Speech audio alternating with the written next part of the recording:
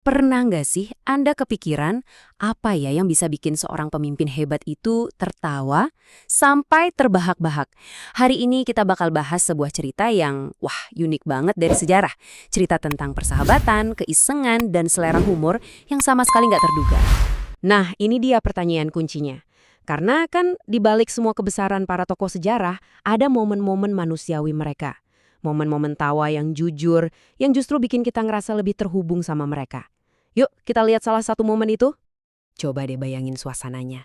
Kita lagi ada di pasar Madinah yang super ramai. Suara orang tawar-menawar, wangi rempah di mana-mana. Nah, di tengah semua hiruk-pikuk itu ada satu orang yang di kepalanya muncul sebuah ide jahil yang bakal kita kenang sampai sekarang. Kenalin, namanya Nuaiman. Dia ini salah satu sahabat Nabi yang paling dekat dan terkenal banget karena ya itu suka bercanda dan iseng. Tapi ada satu masalah besar hari itu. Dompetnya lagi bener-bener kosong, nggak punya uang sama sekali. Waktu lagi jalan-jalan di pasar, mata Nuaiman tiba-tiba tertuju pada sesuatu yang kelihatan spesial banget. Ada seorang pedagang badui yang lagi jualan madu. Bukan madu biasa, tapi kelihatannya madu yang paling murni dan paling seger. Nuaiman tahu betul kalau Nabi tuh suka banget sama madu. Nah, di sini nih Nuaiman mulai mikir keras. Niatnya itu tulus banget loh. Dia pengen kasih hadiah terbaik buat orang yang paling dia hormati. Tapi, ya itu tadi, realitanya dia nggak punya uang. Dan dari dilema inilah sebuah rencana yang agak liar mulai terbentuk di kepalanya. Rencananya tuh simple tapi nekat banget. Pertama, dia samperin itu pedagang dengan gaya super percaya diri seolah-olah dia tuh orang paling kaya di pasar.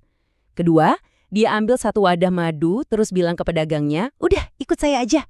Ketiga, dan ini yang paling gila, dia bawa pedagang madu itu lurus menuju ke rumah Nabi.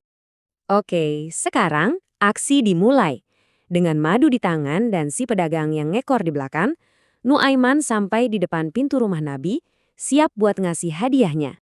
Dengan muka yang sumringah, sama sekali nggak ada ragu-ragunya, Nuaiman mempersembahkan madu itu.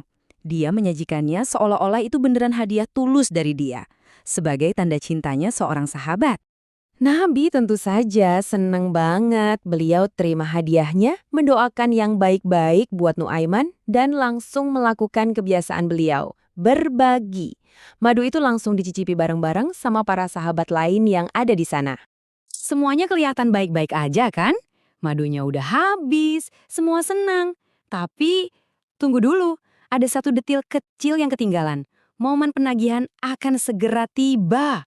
Setelah nunggu di luar, akhirnya Nuaiman ajak si pedagang madu masuk buat ketemu Nabi. Dengan sopan, tapi jelas, si pedagang minta bayaran buat madunya. Jelas aja Nabi dan para sahabat lain jadi bingung. Loh, katanya hadiah, kok sekarang ditagih? Nabi langsing gong nengok ke Nuaiman, matanya kayak nanya, ini maksudnya gimana? Ini nih puncak ketegangannya. Apa kali ini keisengan Nuaiman keterlaluan? Apa dia bakal kena masalah besar?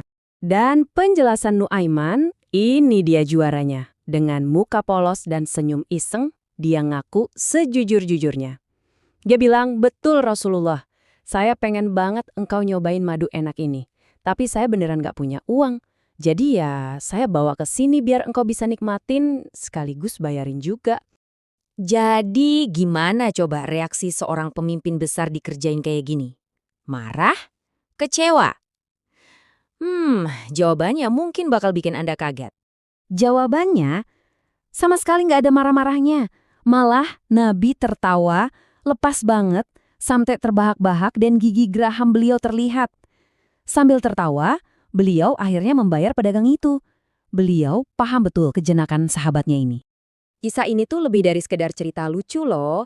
Ini nunjukin ke kita kalau kepemimpinan yang hebat itu justru bisa merangkul humor dan kasih sayang.